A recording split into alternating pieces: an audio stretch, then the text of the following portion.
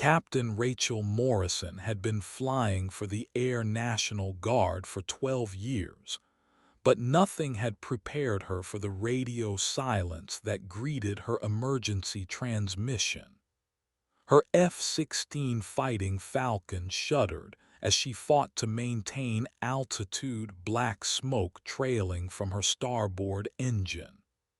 The training mission over Nevada had gone catastrophically wrong when a bird strike damaged her hydraulic system, and now she was limping back toward Nellie's Air Force Base on emergency power. "Mayday, Mayday. This is Falcon 27 requesting immediate priority landing," she transmitted again, her voice steady despite the chaos in her cockpit.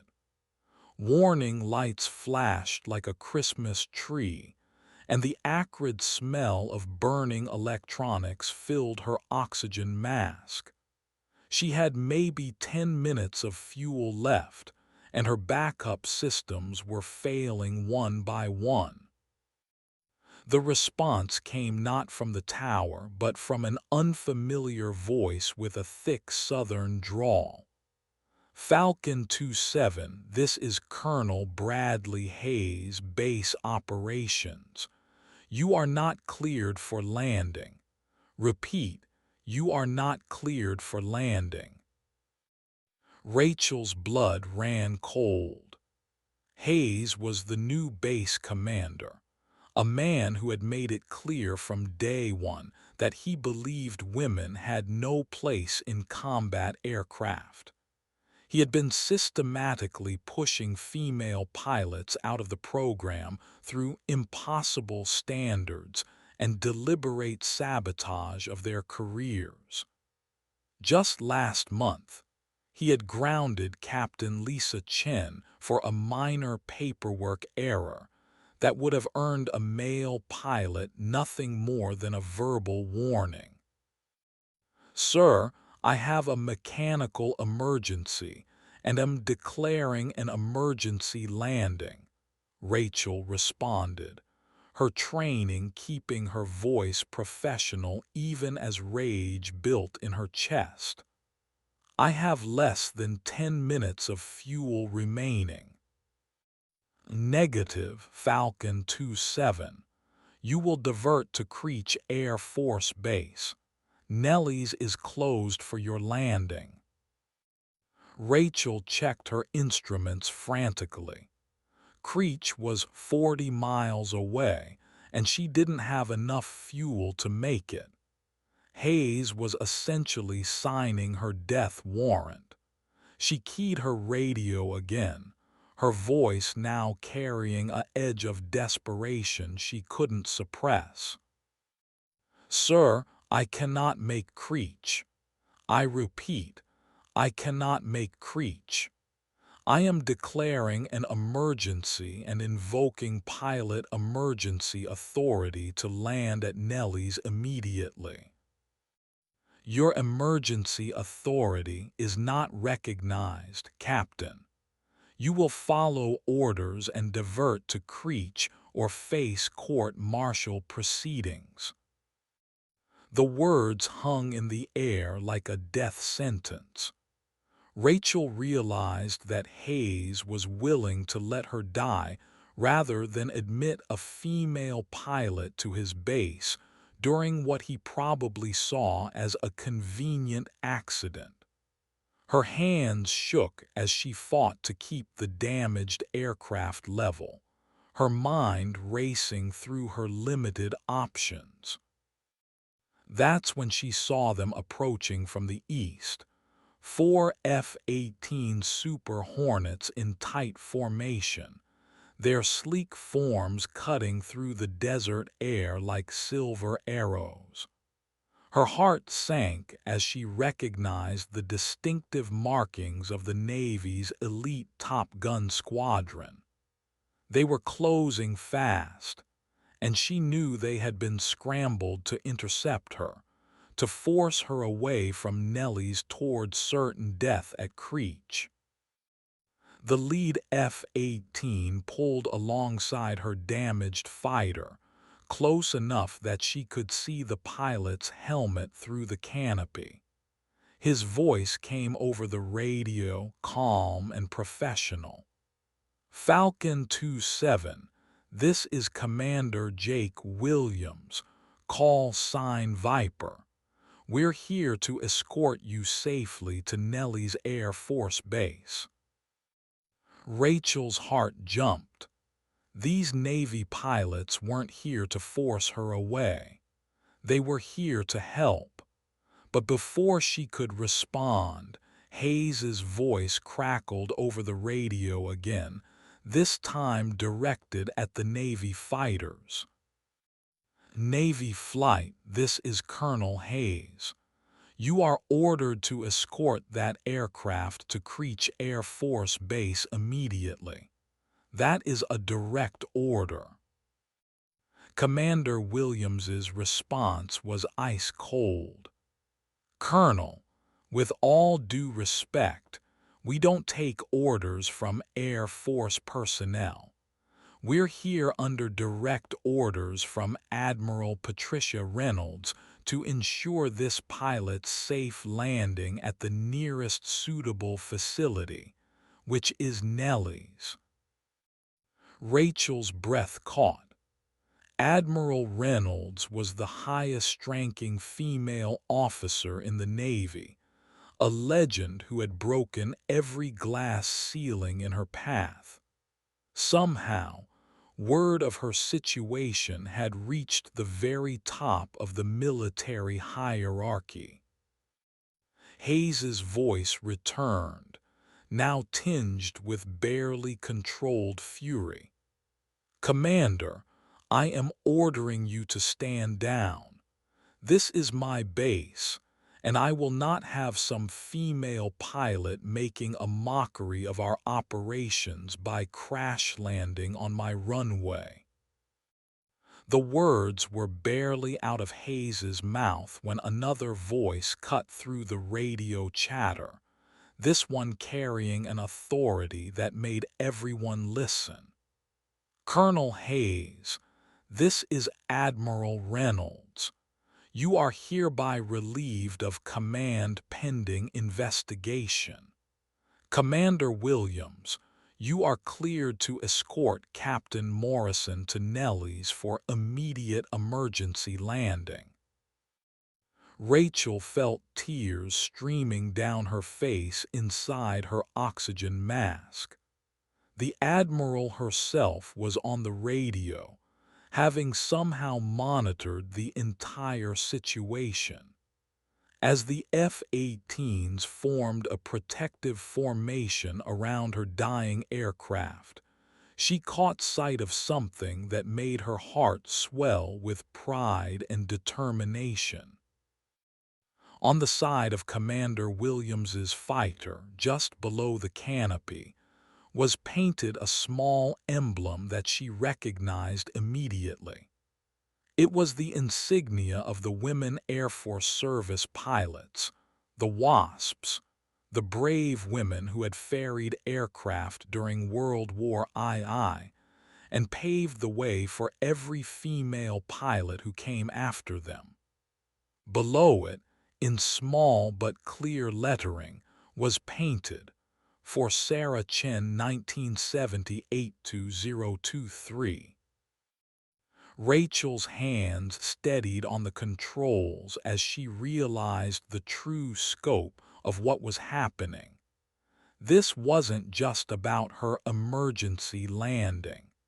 This was about something much bigger, something that had been building for months beneath the surface of the military's rigid hierarchy.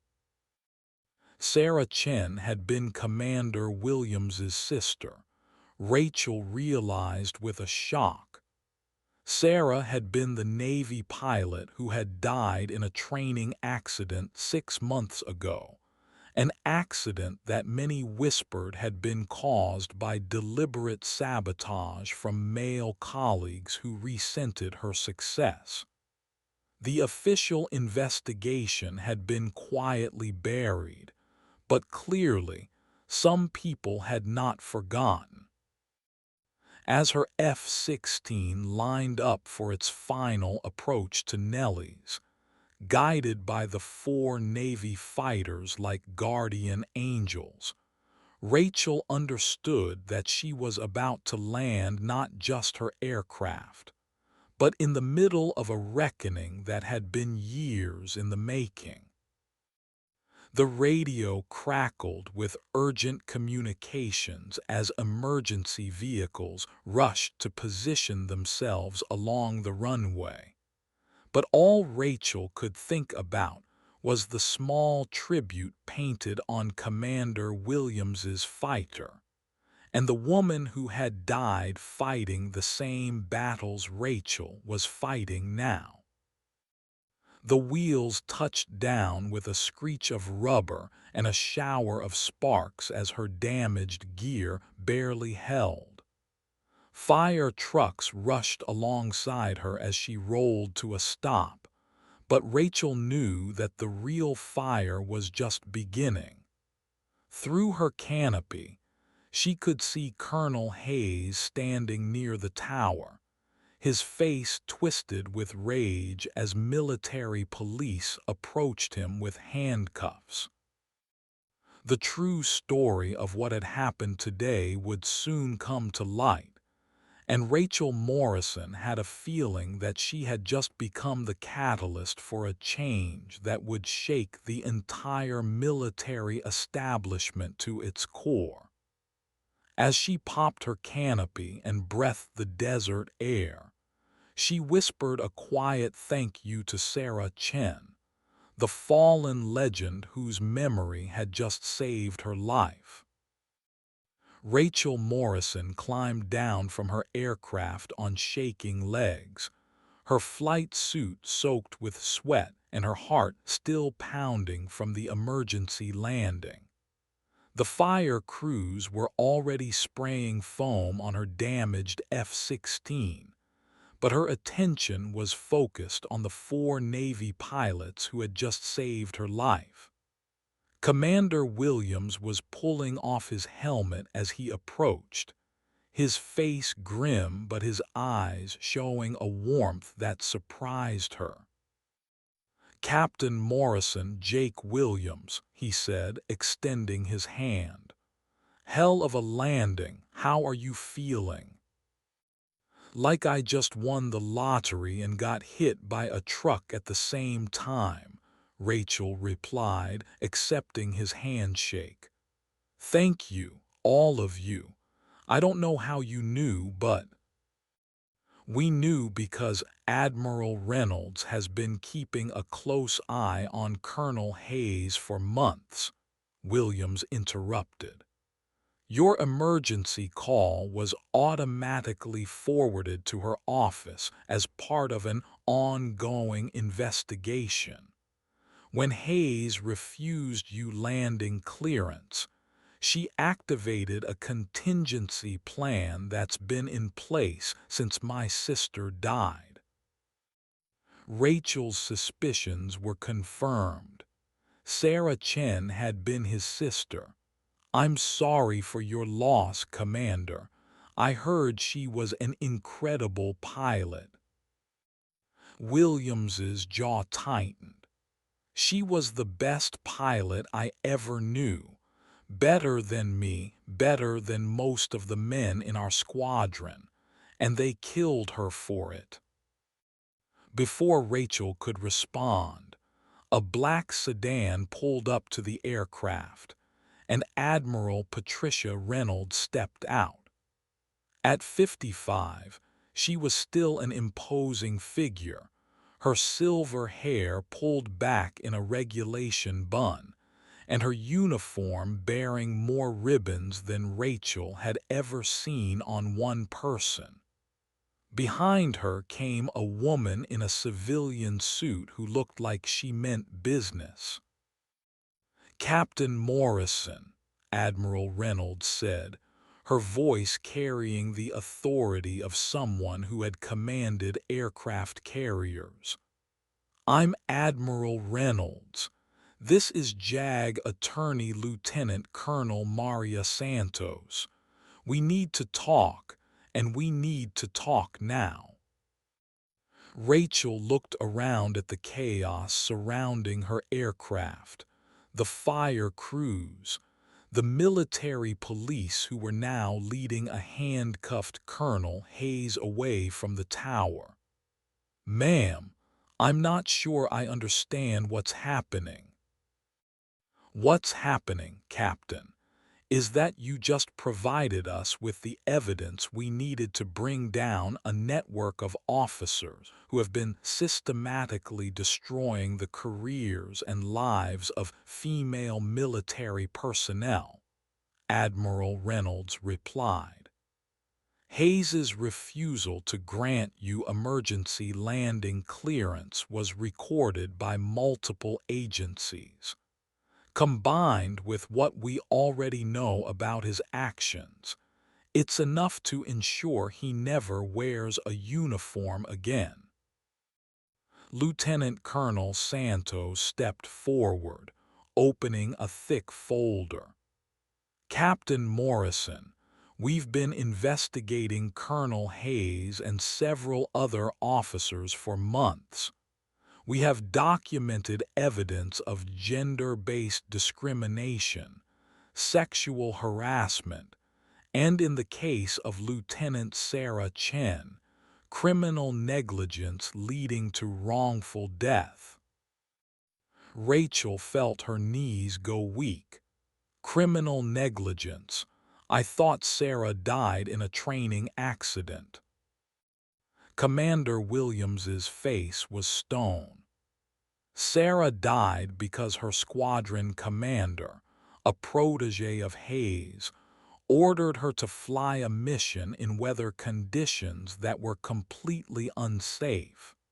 When she voiced concerns about the mission parameters, she was told that if she couldn't handle it, maybe she should consider a desk job.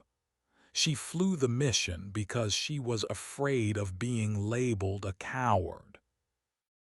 Her aircraft went down in a thunderstorm that radar clearly showed was too dangerous for flight operations, Admiral Reynolds added. The squadron commander falsified the weather reports and ordered the air traffic controllers to delete the radar records. Sarah died because she was trying to prove she belonged in a system designed to push her out. Rachel's hands clenched into fists, and Hayes was involved. Hayes was the one who personally recommended the squadron commander for promotion after Sarah's death, Lieutenant Colonel Santos said. He also signed off on the falsified accident report and personally blocked the initial investigation. We believe he's been running a systematic campaign to remove female pilots from combat roles through intimidation, impossible standards, and when necessary, actions that put their lives at risk. The weight of what they were telling her settled on Rachel's shoulders like a lead blanket. "So when he refused my emergency landing clearance, he was willing to let you die to maintain his agenda," Admiral Reynolds finished. "But he made a critical error. He did it over an open radio channel that was being monitored by multiple agencies as part of our investigation. His own words just provided us with attempted murder charges." Rachel looked at the faces around her, seeing the grim determination in their eyes. "What do you need from me?"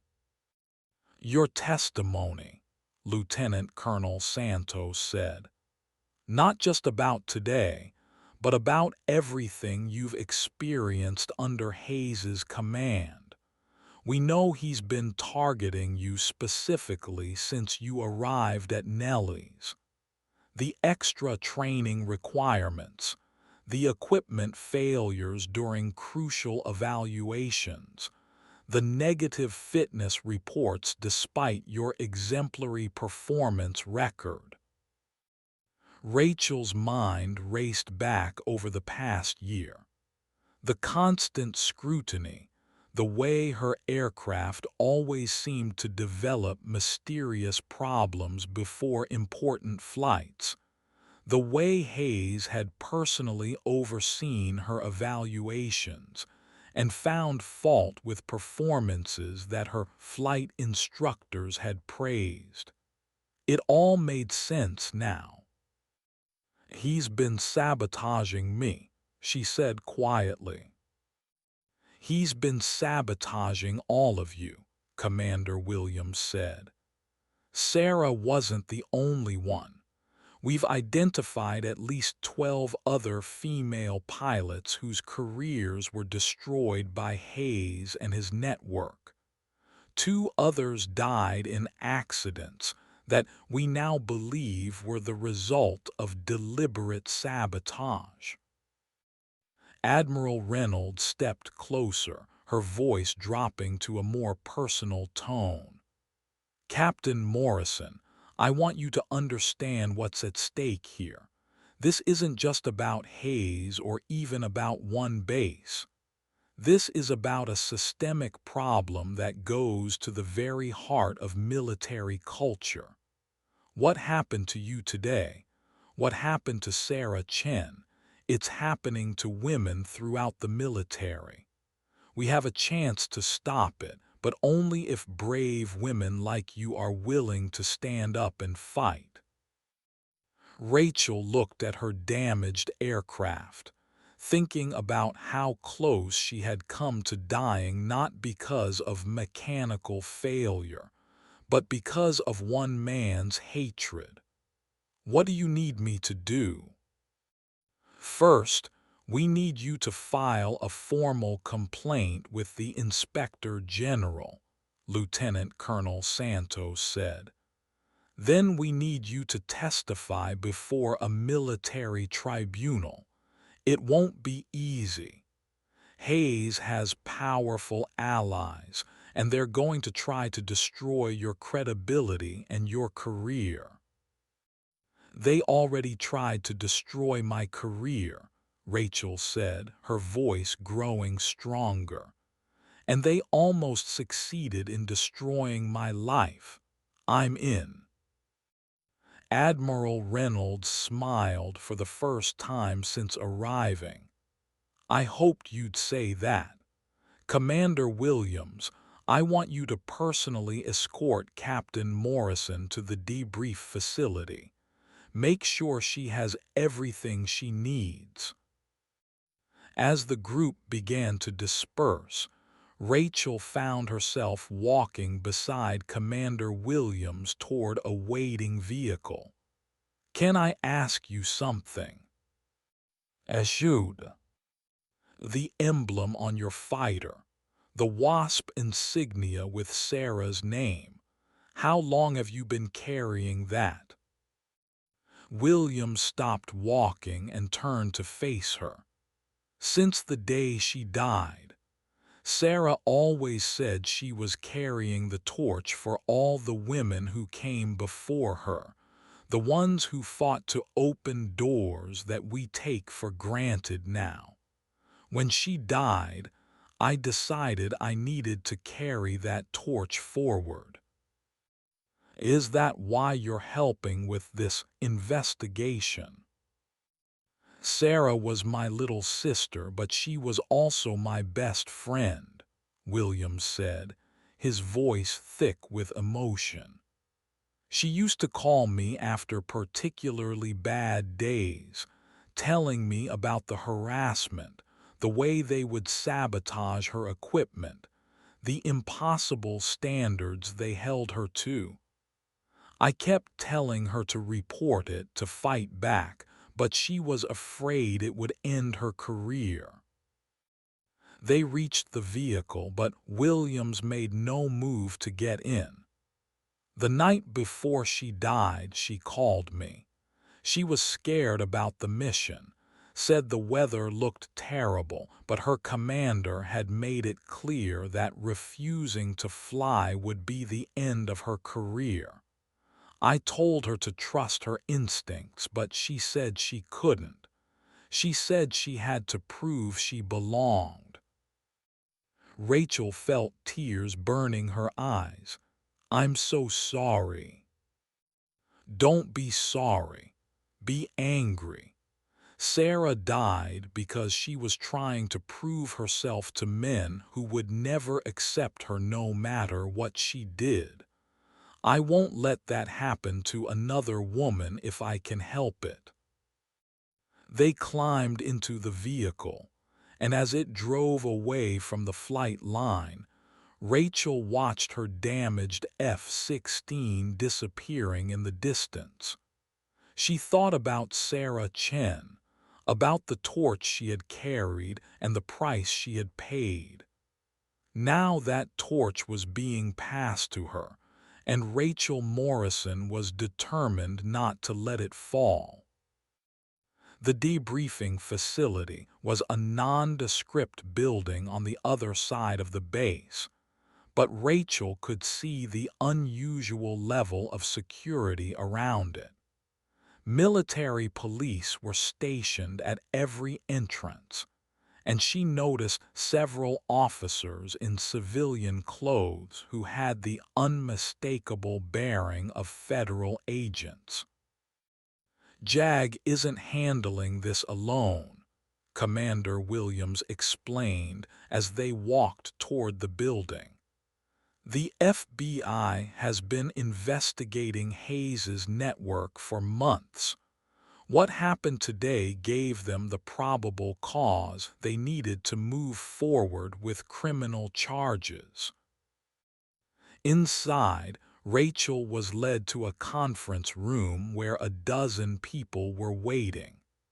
She recognized Admiral Reynolds and Lieutenant Colonel Santos, but the others were strangers. A woman in a dark suit stepped forward and introduced herself as Special Agent Rebecca Martinez with the FBI. Captain Morrison, what happened to you today was the culmination of a conspiracy that we believe has been operating for years, Agent Martinez began. Colonel Hayes was not acting alone. He was part of a network of officers who have been systematically targeting female military personnel for harassment, career sabotage, and in some cases, actions that resulted in injury or death. Rachel took a seat at the long conference table, feeling overwhelmed by the scope of what she was hearing. How many people are we talking about? At least 30 officers across multiple branches and installations, Lieutenant Colonel Santos replied. They've been coordinating their efforts through encrypted communications and private meetings.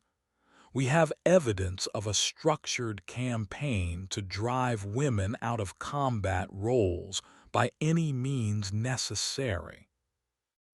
Agent Martinez opened a laptop and turned it toward Rachel. We've been monitoring their communications for months.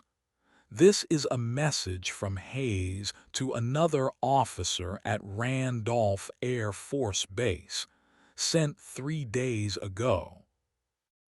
Rachel read the message on the screen, her stomach turning as she processed the words.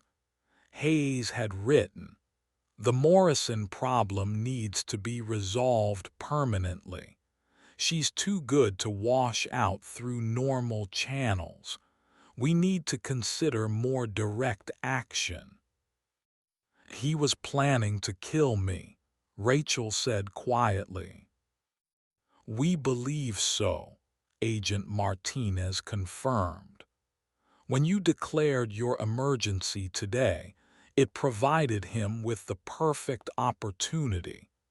A mechanical failure during an emergency landing would have been written off as an accident, especially with Hayes controlling the investigation. Admiral Reynolds leaned forward. Captain Morrison, I want you to understand that what you went through today was not random. Hayes has been monitoring your career since you arrived at Nellie's. Your performance has been exceptional, which made you a threat to his agenda. He couldn't wash you out through normal means, so he escalated to more extreme measures. Rachel thought about the past year, about all the small incidents that had seemed like bad luck or coincidence. The equipment failures during my evaluations, the times my aircraft developed problems right before important flights. That was all sabotage. We believe so, Lieutenant Colonel Santos said. Hayes had allies in the maintenance crews who were willing to cause minor mechanical problems that would affect your performance during crucial evaluations. The goal was to create a pattern of unreliability that would justify grounding you. Commander Williams spoke up. They did the same thing to Sarah. In the months before she died, her aircraft developed mysterious problems that always seemed to occur during the most important flights. It was psychological warfare designed to make her doubt herself and her abilities. Rachel felt a cold anger building in her chest, and when that didn't work, they moved to more direct methods. Exactly, Agent Martinez said. Hayes's refusal to grant you emergency landing clearance was an escalation to attempted murder, but he made a critical error. He did it over monitored radio channels with multiple witnesses. Admiral Reynolds pulled out a thick folder.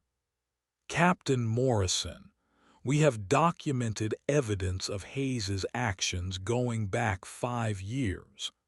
Sexual harassment complaints that were buried, female pilots who were grounded on false charges, equipment sabotage, and at least 3 deaths that we now believe were homicides disguised as accidents. Rachel's hands shook as she looked at the folder. 3 deaths. Sarah Chen was the most recent, Lieutenant Colonel Santos said. But there was also Lieutenant Amy Rodriguez, who died in a helicopter crash after her squadron commander ordered her to fly in conditions that violated safety protocols. And Captain Jennifer Walsh, who died when her parachute failed during a training exercise. In all 3 cases, Hayes or his associates were involved in the chain of command decisions that led to their deaths. Rachel felt sick. How long has this been going on? We believe the network has been operating for at least 10 years, Agent Martinez replied.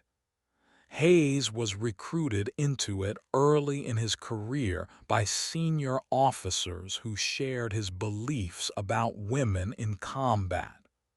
Over time, he became one of the leaders, using his position to place sympathetic officers in key positions throughout the military. Commander Williams's face was grim. Sarah wasn't just my sister. She was also one of the most skilled pilots in the Navy. Her death wasn't just a tragedy for our family. It was a deliberate attack on the progress women have made in military aviation. Admiral Reynolds stood up and walked to the window, looking out at the base beyond. Captain Morrison, I want you to know that Sarah Chen's death was not in vain. Her sacrifice led us to uncover this network. Commander Williams contacted me personally after her death, and we began an investigation that has now reached the highest levels of the military.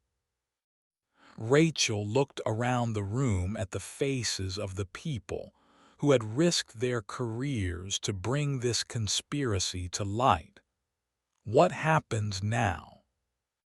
Now we need your help to finish what Sarah started, Agent Martinez said.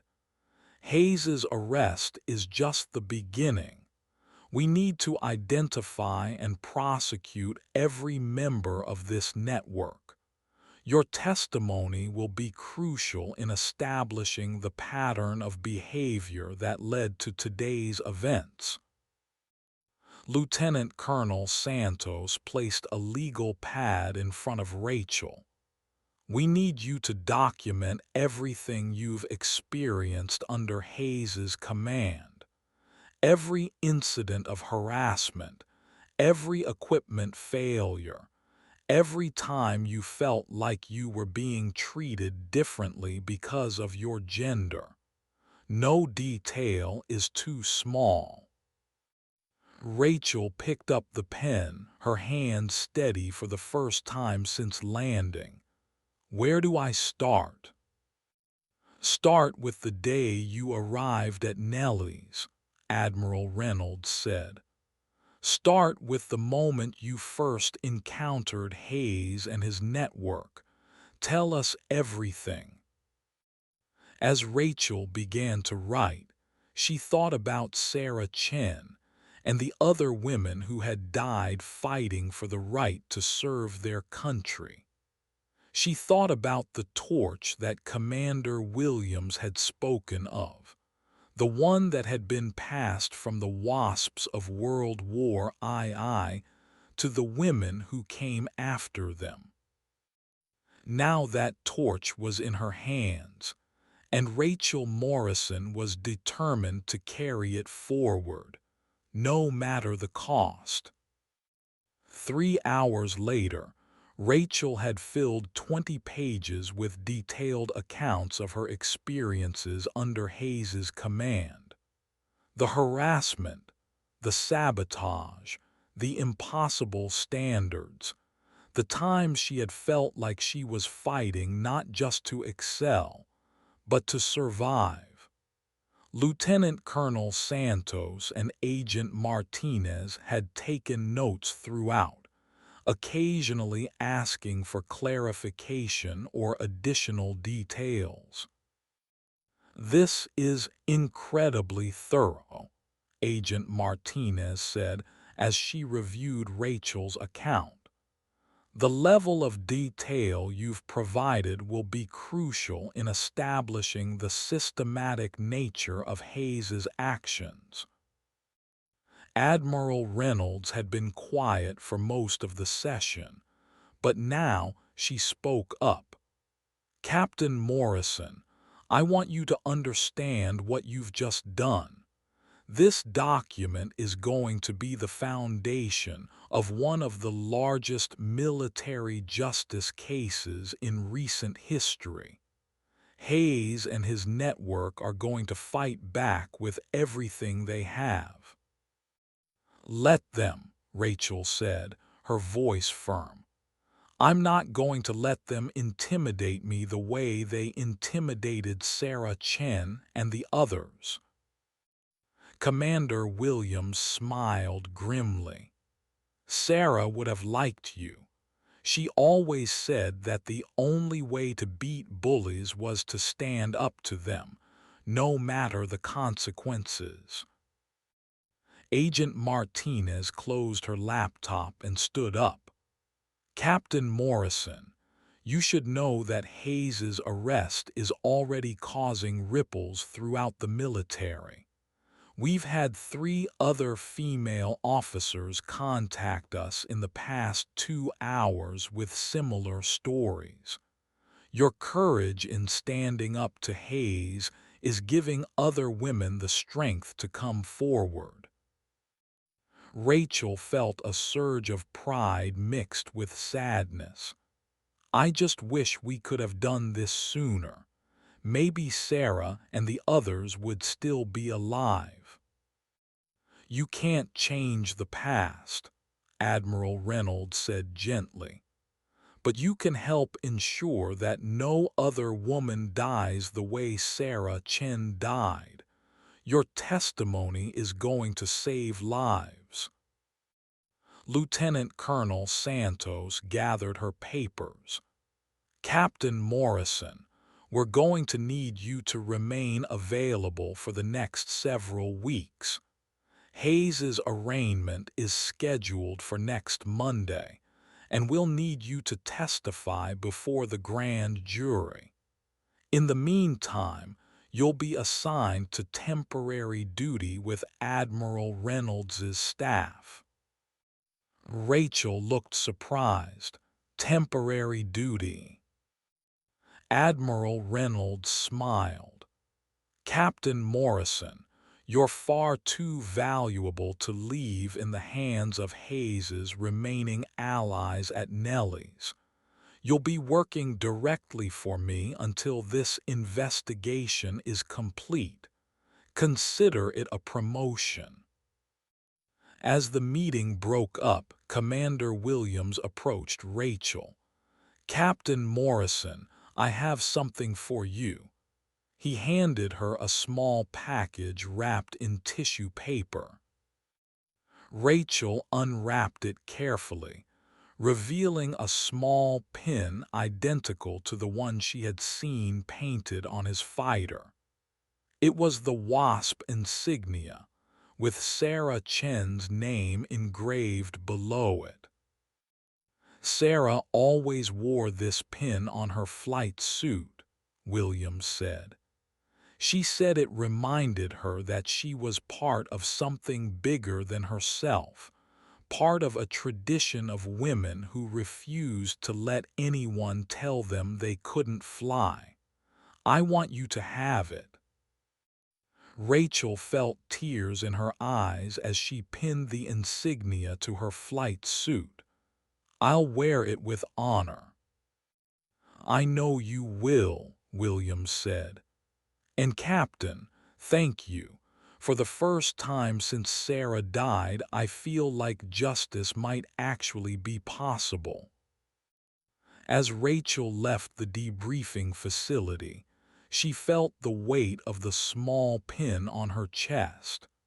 She thought about Sarah Chen and the other women who had died fighting for their right to serve. She thought about the torch that had been passed to her and the responsibility that came with it. The sun was setting over the Nevada desert, painting the sky in shades of orange and red. Rachel looked up at the sky where she had nearly died just hours earlier, where F-18s had formed a protective formation around her damaged aircraft. She thought about the words Commander Williams had spoken over the radio. We're here to escort you safely home. Now Rachel Morrison understood that home wasn't just a place. It was a community of people who stood up for each other, who refused to let injustice prevail. As she walked toward her temporary quarters, she knew that the hardest part of her journey was just beginning. But she also knew that she wasn't walking alone.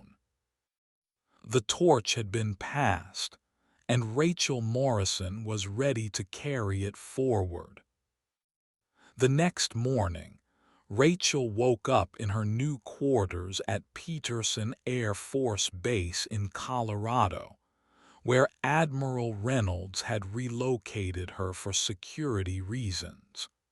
The events of the previous day felt like a dream, but the Sarah Chen pin on her uniform jacket was a stark reminder that it had all been real.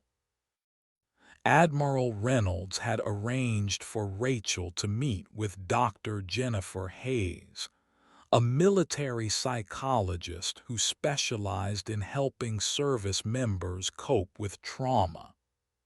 Dr. Hayes, who shared no relation to the disgraced colonel, had been working with female military personnel for years. "Captain Morrison," Dr. Hayes said as Rachel entered her office, "I want you to know that what you experienced yesterday was not just a mechanical emergency. It was a deliberate attempt on your life by someone in a position of authority. That kind of betrayal can cause lasting psychological damage if not properly addressed." Rachel sat down in the comfortable chair across from the psychologist's desk. "I keep thinking about how close I came to dying, not because of enemy action or mechanical failure, but because of the hatred of someone who was supposed to be looking out for my welfare." "That's a completely normal response," Dr. Hayes said. "You've been betrayed by the very system you've sworn to serve. It's natural to feel angry, confused, and even violated." "I do feel violated," Rachel admitted. "For months, I thought I was just having bad luck or that maybe I wasn't as good a pilot as I thought I was. Now I know that Hayes was deliberately sabotaging me, trying to make me doubt myself and my abilities." Dr. Hayes nodded. "Psychological warfare is often more effective than physical violence." Hayes and his network understood that if they could make you doubt yourself, they could drive you out of the military without having to resort to more extreme measures. "But it didn't work," Rachel said. "I kept fighting, kept trying to prove myself." "Which is exactly why Hayes escalated to attempted murder," Dr. Hayes replied. "You were too strong to break through psychological manipulation, so he decided to eliminate you entirely." Rachel felt a chill run down her spine. "Dr. Hayes, can I ask you something? Have you worked with other women who have been targeted by this network?" Dr. Hayes hesitated for a moment. "I can't discuss specific cases due to confidentiality, but I can tell you that what you experienced is not unique. There are women throughout the military who have been subjected to similar treatment." "What happened to Sarah Chen? I mean, psychologically. How did she cope with what they were doing to her?" Dr. Hayes's expression grew sad. "Sarah Chen was a patient of mine for the last 6 months of her life. She was struggling with depression and anxiety caused by the constant harassment and sabotage she was experiencing. She knew something was wrong, but she couldn't prove it, and she was afraid that speaking up would end her career." Rachel felt a surge of anger. So she died because she was afraid to fight back. She died because she was in an impossible situation, Dr. Hayes corrected. Sarah was caught between her love of flying and her fear of the men who were trying to destroy her. She chose to keep fighting, even when it meant flying in dangerous conditions. Like I did yesterday. Like you did yesterday, Dr. Hayes agreed. But there's a crucial difference. Sarah was alone in her fight. You have Admiral Reynolds, Commander Williams, and an entire team of people supporting you. That support system is going to be crucial in the days ahead. Rachel thought about the previous day's events, about the way the F-18s had surrounded her damaged aircraft like guardian angels. Dr. Hayes, I want to ask you something else. Is it normal to feel guilty about surviving when others didn't? Survivor's guilt is extremely common in situations like this, Dr. Hayes said. You're alive because Admiral Reynolds and Commander Williams were monitoring the situation and intervened.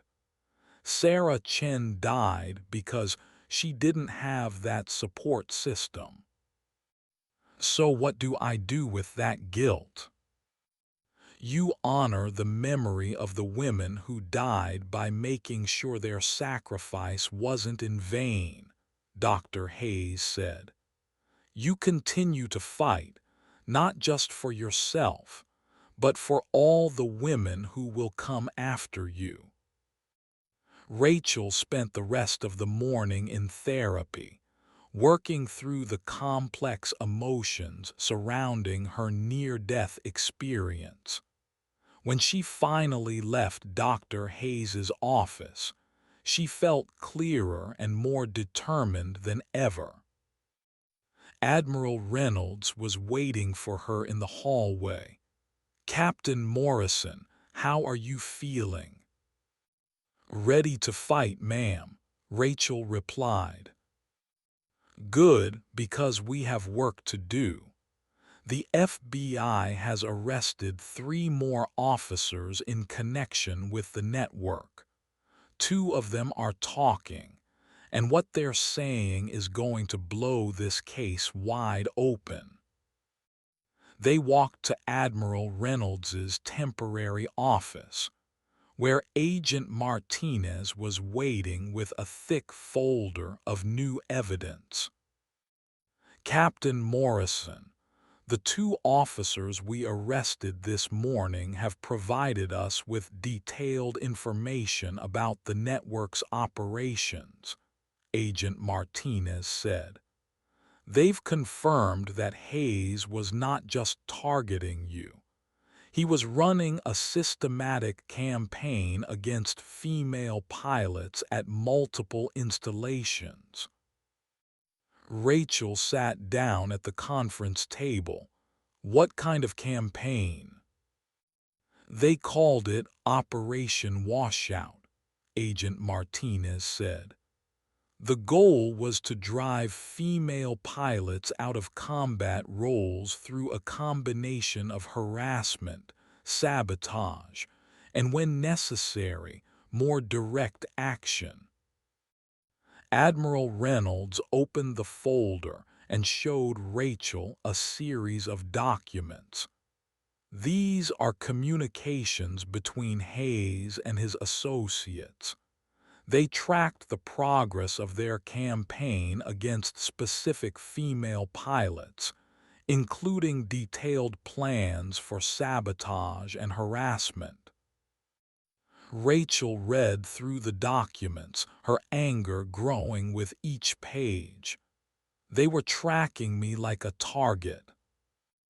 You, Sarah Chen, and at least 15 other female pilots," Agent Martinez confirmed. "They had detailed files on each of you, including psychological profiles and strategic plans for driving you out of the military." Rachel found her own file in the stack. It was thick, containing detailed observations of her behavior, her strengths and weaknesses, and specific recommendations for psychological and physical sabotage. At the bottom of the file was a note in Hayes's handwriting. Subject is too resilient for standard methods. Recommend escalation to terminal action. Terminal action, Rachel said quietly. He was planning to kill me all along. The mechanical failures during your evaluations were just the beginning, Admiral Reynolds said. When those didn't work, Hayes began planning more direct methods. Yesterday's emergency provided him with the perfect opportunity. Agent Martinez pulled out another document. This is a communication from Hayes to his network, sent the night before your emergency landing. He wrote, "Morrison's situation will resolve itself tomorrow. Mechanical failure during emergency landing will appear accidental." Rachel felt sick. He knew my aircraft was going to fail. We believe Hayes had allies in the maintenance crew who sabotaged your aircraft before your training mission, Agent Martinez said. The bird strike that caused your emergency was real, but the severity of the damage was enhanced by pre-existing sabotage. Admiral Reynolds leaned forward. "Captain Morrison, this evidence proves that Hayes and his network attempted to commit premeditated murder. Combined with your testimony about the radio communications, we have enough evidence to ensure they spend the rest of their lives in prison." Rachel looked at the evidence spread across the table, thinking about Sarah Chen and the other women who had died at the hands of this network. What happens now? Now we prepare for the trial of the century, Agent Martinez said. Hayes and his associates are going to face federal charges for conspiracy, attempted murder, and in the case of Sarah Chen and the others, first-degree murder. Admiral Reynolds stood up. "Captain Morrison, I want you to know that your courage in standing up to Hayes has already had an impact. We've had dozens of female service members contact us with similar stories. Your testimony is going to be the key to bringing down this entire network." Rachel felt the weight of the Sarah Chen pin on her uniform. "I won't let them down." "I know you won't," Admiral Reynolds said. "And Captain, Sarah Chen would be proud of what you've done. You've taken the torch she carried and turned it into a beacon of hope for every woman who serves in the military." As Rachel left the meeting, she thought about the long road ahead. The trial would be difficult, and Hayes's lawyers would try to destroy her credibility. But she also knew that she was no longer alone in her fight. She had the support of Admiral Reynolds, Commander Williams, and countless other people who believed in justice. The torch had been passed, and Rachel Morrison was ready to carry it all the way to victory. That evening, Rachel found herself in the base chapel, a place she hadn't visited since her arrival at Peterson. She wasn't particularly religious, but she needed a quiet place to think and process everything that had happened. The chapel was empty except for an elderly chaplain who was arranging flowers at the altar. He looked up as Rachel entered and smiled warmly. "Good evening, Captain. I'm Chaplain Roberts. You look like you could use someone to talk to." Rachel sat down in one of the pews. "I'm not sure I'm ready to talk about it yet, Chaplain. I'm still trying to understand what happened." Chaplain Roberts finished with the flowers and walked over to sit beside her. "Sometimes understanding comes not from talking, but from listening. Would you like to tell me what's troubling you?" Rachel found herself opening up to the chaplain, telling him about the emergency landing, about Hayes's betrayal, about Sarah Chen, and the other women who had died. Chaplain Roberts listened without judgment, occasionally nodding or asking a clarifying question. "Captain Morrison," he said when she finished, "what you've described is not just a crime against you.